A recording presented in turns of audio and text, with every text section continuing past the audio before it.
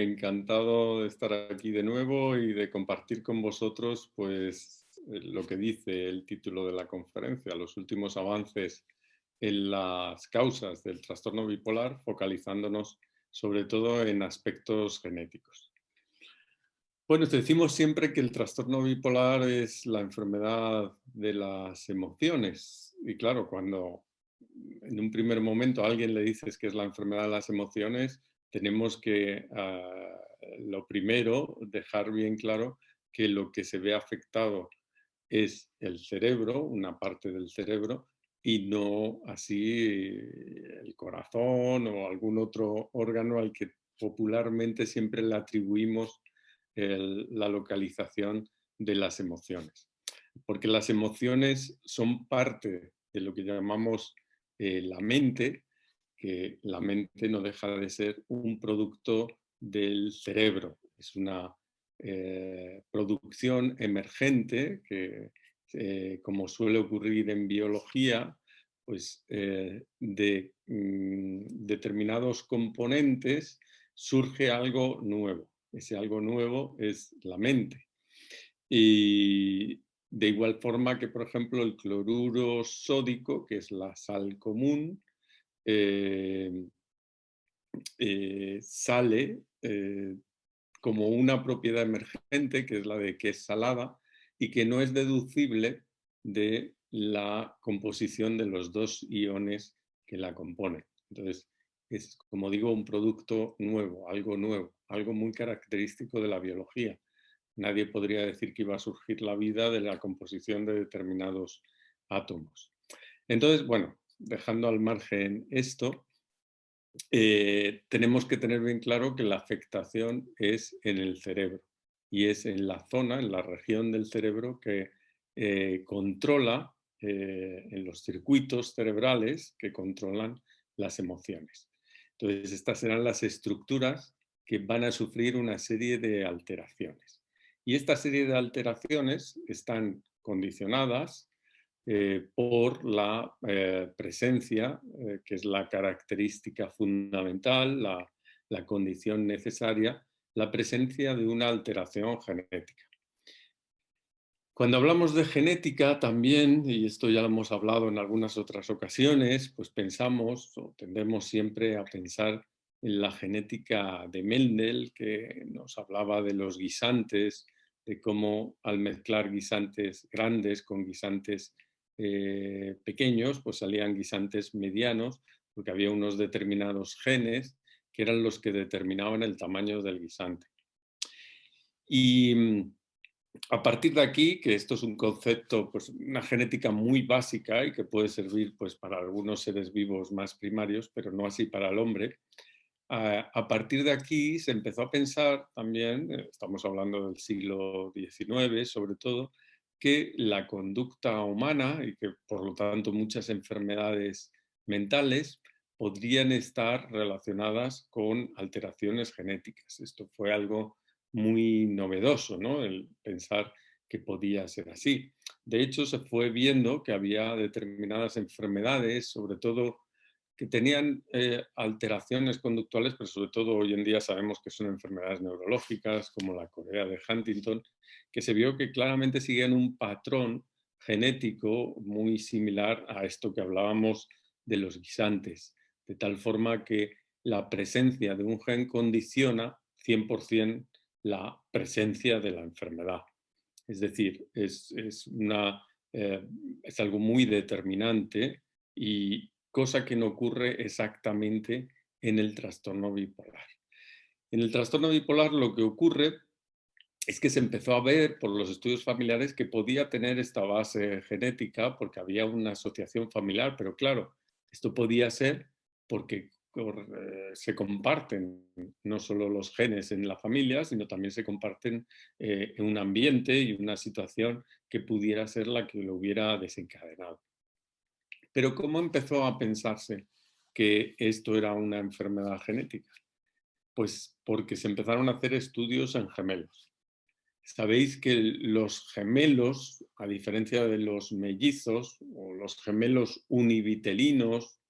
u homocigotos, que es lo mismo, frente a los gemelos bivitelinos o heterocigotos, que son los que popularmente se conocen como mellizos, como digo, los primeros, comparten el 100% de su código genético, son idénticos, son los llamados gemelos idénticos, a diferencia de los otros que pueden incluso ser de distinto sexo, porque solo comparten, al igual que el resto de los hermanos, el 50%, los otros. Lo único que coinciden en el útero materno y nacen prácticamente a la vez, pero realmente son como si fueran hermanos, no tienen mayor similitud. Pues bien, se vio que entre los gemelos univitelinos o homocigotos o gemelos idénticos, la probabilidad de que tuviera, cuando uno de ellos tenía la enfermedad bipolar, que el otro la tuviera, era de casi un 80%, frente a, en el caso de los gemelos que no comparten el 100%, donde esto caía al 20%, que es más o menos la probabilidad que pueda haber en el caso de que haya un hermano con trastorno bipolar a que otro lo padezca. Entonces,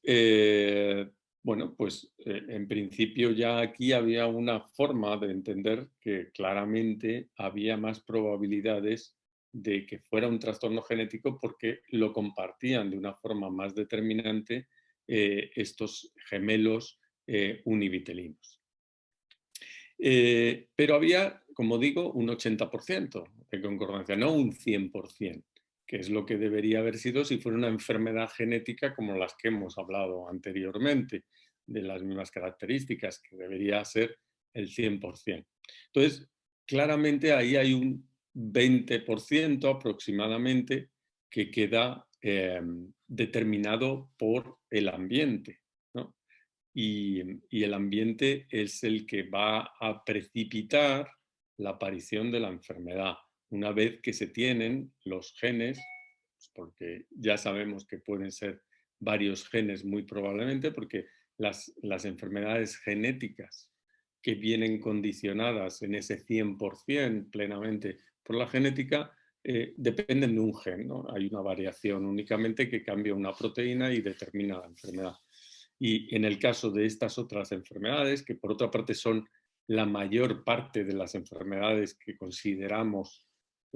genéticas, realmente son enfermedades poligénicas, es decir, que dependen de varios genes y que a su vez debe influir de alguna manera el ambiente también para precipitarlas. Es decir, no 100% viene determinado por un código genético.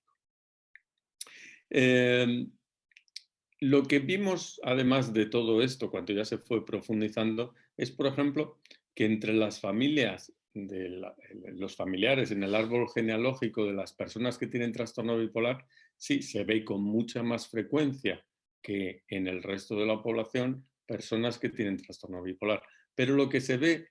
mucho más frecuentemente es que hay presencia de otros trastornos afectivos, pues, por ejemplo, la depresión.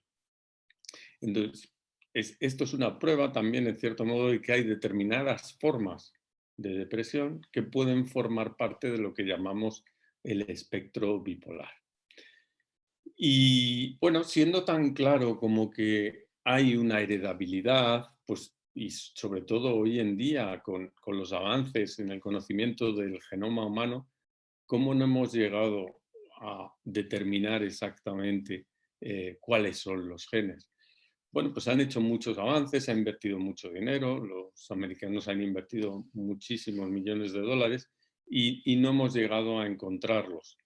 Y sin embargo, seguro que buscáis artículos y podéis decir, o a veces incluso en la prensa os encontráis, se han encontrado que hay genes que determinan la esquizofrenia, el trastorno bipolar, la depresión, etcétera. Sí, y hay muchos estudios que encuentran esa asociación. Pero no, que haya una asociación no quiere decir que exactamente sean esos genes, ¿vale? Son estudios simplemente que lo que encuentran es que es más frecuente que en la población general la presencia de determinados genes en las personas que padecen el trastorno bipolar o la esquizofrenia. Pero no quiere decir que eso sea,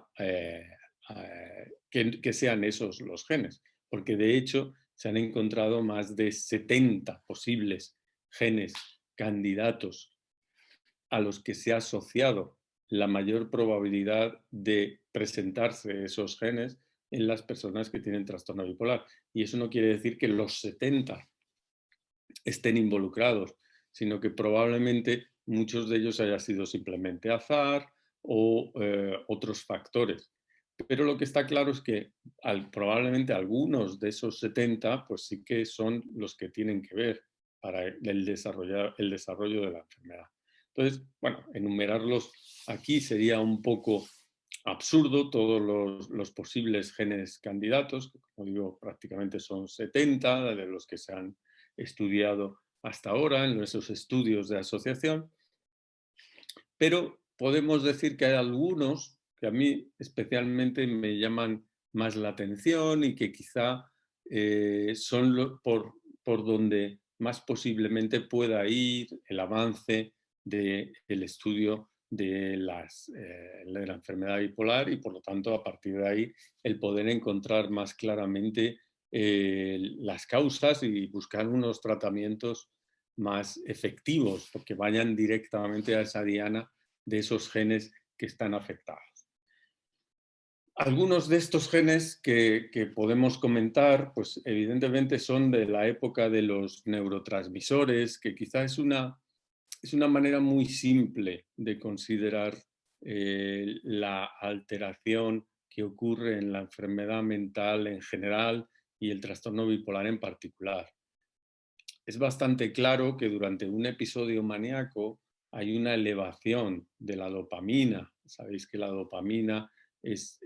este neurotransmisor que provoca una excitación y que, por ejemplo, se ve elevado cuando se consume cocaína, que típicamente produce ese síndrome eufórico y de excitación muy parecido a lo que pudiera ser una manía. Pues sí, como os digo, probablemente durante ese periodo de excitación de la manía haya una hiperdopaminergia, un aumento de la dopamina. Pero como os digo, sería muy básico considerar que simplemente el trastorno bipolar sería una elevación de la dopamina durante la manía y un descenso de la dopamina durante la depresión. El cerebro no es tan básico, aunque ya nos gustaría que eso fuera así porque también nos ayudaría y sería mucho más sencillo. Pero la realidad es que no es así. Entonces, hay, además de estos genes, de los receptores dopaminérgicos, los receptores, por supuesto, serotoninérgicos, que como sabéis se han involucrado mucho en la depresión, pues hay muchos de estos genes que se han buscado y se han encontrado esa asociación y esa alteración. En la depresión, como os digo, pues muchas alteraciones de las moléculas que transportan la serotonina en las membranas sinápticas de las neuronas, pues se han encontrado diversas alteraciones que se correlacionan con las personas que pueden tener depresiones. Pero esto, como os digo, sería muy sencillo y muy básico y realmente no es así. Pero hay una serie de genes que se han ido encontrando últimamente y que tienen que ver con la excitabilidad de las neuronas. Y esa excitabilidad de las neuronas es algo que hemos visto que se produce en los pacientes que tienen trastorno bipolar, incluso durante la eutimia, no solamente durante la manía o la depresión. Hay una mayor excitabilidad de determinadas áreas cerebrales, en concreto la amígdala es una de las que más se han involucrado y la amígdala es una estructura que tiene forma de almendra, por eso se llama amígdala, que está en la zona central del cerebro y que es donde convergen la información, tanto desde el mundo exterior como de nuestro propio mundo interior, y que esa información, ya sea la visión de algo agradable o desagradable, o o un sonido, cualquier percepción, es captada por la amígdala y la amígdala lo que hace es atribuirle un significado emocional. Es decir, todos nos vemos algo y nos gusta o no nos gusta. Nos produce miedo, repulsión, rechazo, alegría, tristeza, es decir, nos produce una de las emociones básicas. Y eso, por ejemplo, oír un sonido amenazante, y pues lo percibimos como amenazante porque lo oímos con nuestros oídos, va a la zona del cerebro donde capta el sonido y luego pasa por la amígdala que le atribuye un significado, porque la amígdala es la que le da ese componente emocional a todo y que sabemos que todo es muy difícil que nosotros mantengamos un nivel objetivo ante las cosas, ¿no? Es muy complicado. Siempre le damos un valor subjetivo, un valor de nuestra experiencia, ¿no? Y eso es lo que hace la amígdala. Pues bien, en esta zona, cuando se expone a personas con trastorno bipolar e incluso a familiares que pueden compartir también los genes, se ve como se dispara, está muy excitable, muy fácilmente excitable y provoca un aumento de esa emoción de una manera muy importante. Así como el resto de las personas, más o menos, pues pueden atribuirle una emoción pues de un valor, si podríamos poner del 1 al 10, pues con valor 5, pues las personas con trastorno bipolar generan una emoción pues con valor casi cercano al 10, es decir, hay una intensidad muy alta de esa emoción. Y eso es lo que se ve que aparece en el trastorno bipolar y que por eso sabemos que cuando hay circunstancias estresantes que nos provocan una carga emocional, puede precipitar o bien la enfermedad o bien precipitar también la aparición de nuevos episodios. Pues bien, esta situación que vemos en la amígdala de esa hiperexcitabilidad neuronal de estas zonas eh, tiene su correlato genético con el hecho de que las neuronas para excitarse, aparte de los neurotransmisores, necesitan producir un gradiente de potencial similar al de la electricidad, es decir, una diferencia de potencial para transmitirse. Se comunican las neuronas a través de los neurotransmisores de forma química, pero también, sobre todo, al final lo que producen es una diferencia de potencial que lo que va a hacer es que esa neurona se excite y a su vez transmita esta excitación de forma eléctrica a otra neurona y así sucesivamente. Entonces, el responsable o un gen responsable de esta hiperexcitabilidad sería un gen de las membranas de las neuronas que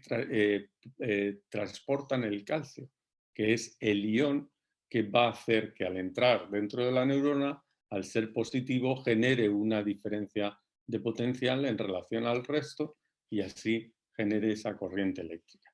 Pues esta sería una hipótesis pues muy posible que pudiera estar relacionada con el trastorno bipolar. Por supuesto, no es 100% segura todavía, pero tenemos ese correlato genético de que hay alteración de las proteínas que transportan el calcio en las neuronas y que están asociadas, esas variaciones de esas que favorecen la excitabilidad. Tenemos también las pruebas de la imagen